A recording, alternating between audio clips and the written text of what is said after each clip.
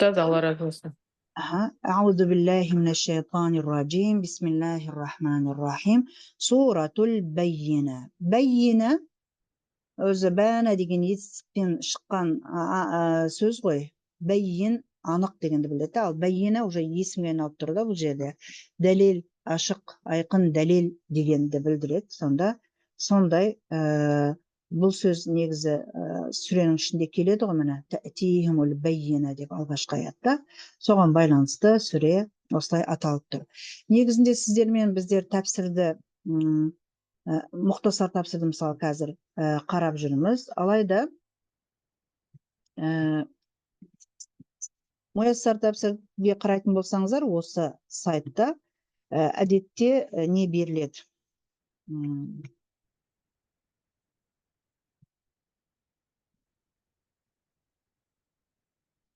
Yani nuzul sebebi belirlet. Mana sumiyat al-bayyinata ne için? Liwurudi lafzil bayyina kelgendigi üçün fiha ve hiye al-hujja wal-burhan. Yani onun mağanası hujja, burhan degen iki sözde delil degende bildiradi.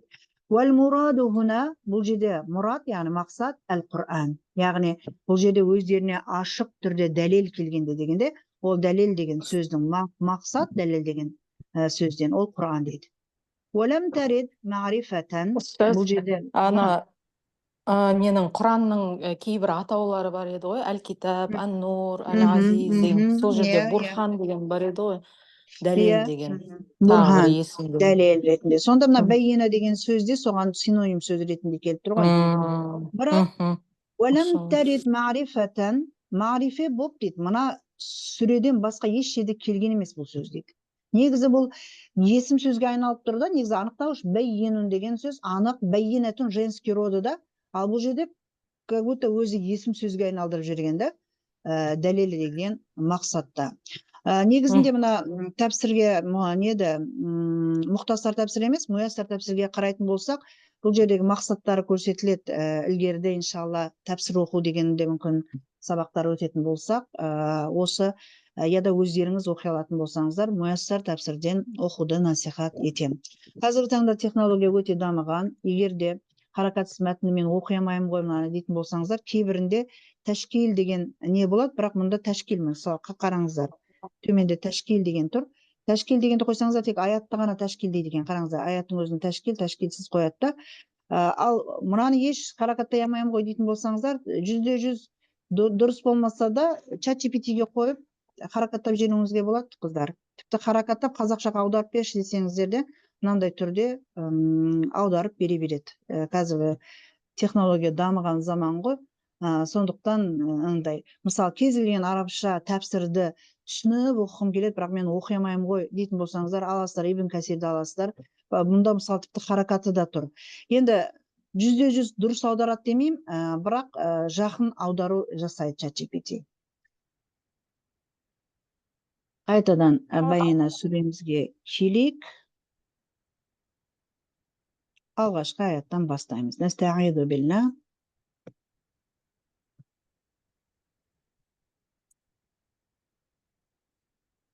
لم يكن الذين كفروا من أهل الكتاب والمشركين منفكين حتى تأتيهم البينة. Байқап отырсаңыздар, уже біздің аяттардың ұзындығы арта түскен алғашқы сүрелерге қарағанда. Кәна етістігі бұрында келген етістік болатын. Кәна якуну күн деп. Мына жерде қарасаңыздар, осы шақта тұр, я тұр. Алайда басына ләм деген қосымша келгенде, ләм деген негізі етістіктің соңы сүкундалу керек қой. Яку былай болып қалу керек қой. Ал біз кез келген ұзатулар әлсіз әріптерде ол үстінде сүкун бар деп қаралады. Екі сүкун қатар келгенде арабшада вообще екі сүкун қатар келмейді. Мына әлсіз әріп түсіп қалады да ләм якун болды. Негізі якуну деген етістік. Кәнаның осы шағы. Ләм келген кезде еще мағынаны өткен шаққа негізінде айналдырып жүреді, сондықтан емес еді деп өткен шақпен келіп тұр. Ләм якун арғарай кәфараны біз бұрында да өткенбіз. Кәфара мына жерде кәфару деп мынаған плюс у қосылатын болса, ол кафару деп жіктеледі ғой. Алайда әллазинадан келгендіктен біз кафару дегенде олар күпірлік жасады, олар сенбеді дейтін болсақ, әллазинамен келген кезде сенбегендер, сенбеген кісілер деген мағынаға келеді. Әллазин те которые деген мағынада ғой. Әшрака юшрику, 4-ші бап. Әшрик, ишрак, мушрик. Біз көбіне мушрик сөзін көбірек кездестіреміз. Исім фәғіл. Алайда бұнда да есімде де бізде уна деген дұрыс көпше түрмен жасалады. Мушрикуна деген кезімізде мүшриктер деген ер кісілер үшін қолданатын көпше түр ғой. Мушрикуна. Тәнуин сөздің соңында тұратын харакат қой. Сондықтан мына жерде дамма қойылады. Плюс уна. Мушрикуна. Мүшриктер дегенді білдіреді. Яғни серік қосқандар. Біз мысалы мына жерде де әллазина юшрикуна деп айтсақ, ол да серік қосқандар болады. Қараңыздар. Серік қосқандар, серік қосқандар. Исім фәғіл негізінде әллазин плюс етістіктің мағынасын бере. Инфакка деген етістік 7-ші бапта келген. Бұрын бізде 7-ші бапта етістік келген жоқ болатын. Формуласы 7-ші бап дегеніміз ол ин фә ла деген формула ғой, қараңыздар. Негізі бұл жерде инфакака, қыздар. Инфакака. Алайда арабшада екі қатар ұқсас әріптер бір-бірімен идғамды алып кетеді. Сондықтан инфакка болып қалуы соған байланысты. Инфакка. Түбірі факка. Яфукку. Осы жағы янфакку. Исім фәғілі мұнфаккун. Тағы да мұнфаккунге уна қосылып тұр біздің сөйлемде. Мұнфаккун келді бізде. Алайда бізде мұнфаккун атау септігінде тұрған жоқ. Атау септігінде болса, ол мұнфаккуна болатын еді. Бізде табыс септігінде тұр. Өйткені ләм якун деген етістіктің хабары ретінде келіп тұр. Есімі бар, әллазина деген, соның кейін хабары болып келгендіктен мұнфаккина болып мәнсуб болып тұр. Мағынасы күпірлікті, бұл жерде енді күпірлікті тастады. Ләм якун деген болсақ, тастамады, тастаған кісілер болмады. Негізі тастамады деп аударсақ болады, алайда исім фәғіл түрінде келсе, мағына күшейтілген деген сөз. Қарсы келуді, күпірлік дегеніміз қарсы келуді тастады болса, инфакка. Ләм якун мұнфаккин деген сөз күпірлікті тастағандардан болмады. Яғни мына жерде біз не дейміз сонда? Күпірлікті тастаған болмады. Егер ләм якун мұнфаккинана аударғым келіп тұр. Яда қарсы келуді, Аллаға қарсы келуді, яда Аллаға сенуді, яғни сенбеуді тастаған болмады деген мағынада ғой. Күпірлікті тастаған болмады деген мағынаны білдіріп тұрған ләм якун. Болымсыздықты білдіріп тұр. Ата деген етістігіміз хатта тәтияхумул бәйина деп келді ғой. Ата деген етістіктің осы жағы еәти, бәйина сөзі муаннас болғандықтан тәәти деп муаннас түрінде келіп тұр етістік, тия формасында. Тәәти.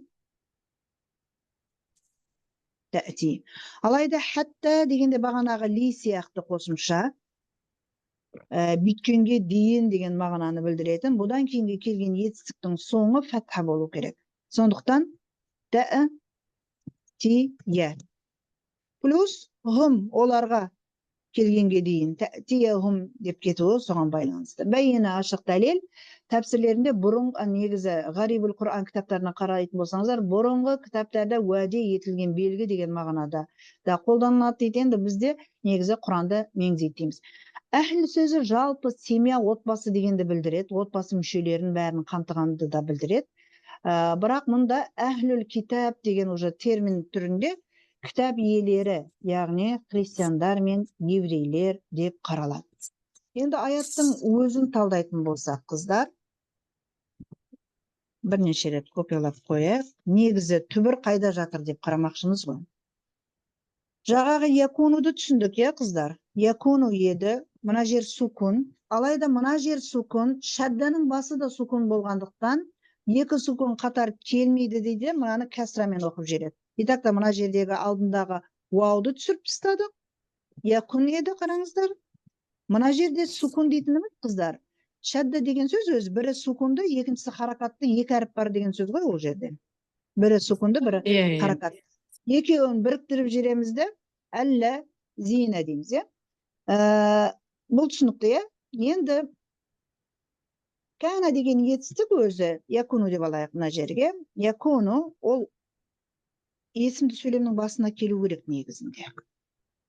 Значит, артында бір муптадат болады, плюс хабары болады ғой, оның баяндаушы. Осындай сөйлемнің басына келеді, муптаданы өзіне есім жасайды, хабарды өзіне хабар жасайды. Точно, иә. Түсіндіңіздер ма?